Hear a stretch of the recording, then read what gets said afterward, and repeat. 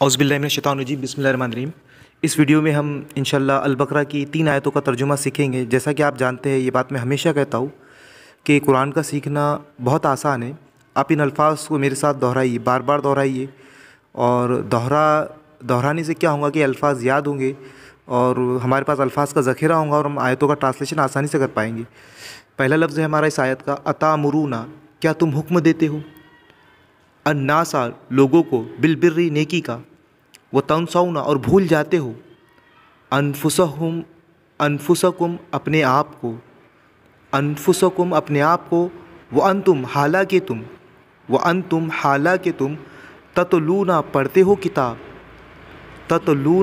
हो किताब, अफला ताक़िलून क्या फिर तुम नहीं समझते, अफला ताक़िलून क्या फिर तुम नहीं समझते। अगली आयत वस्तईनु और तुम मदद हासिल करो,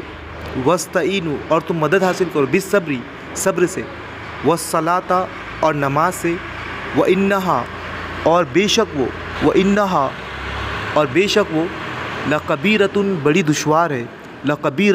दुश्वार है, इल्ला मगर अलल खाशिईन आजिज़ी करने वालों पर नहीं। यानी खाशिईन के मायने जो लोग अल्लाह से डरते हैं, अलल खाशिईन आजिज़ी करने वालों पर नहीं।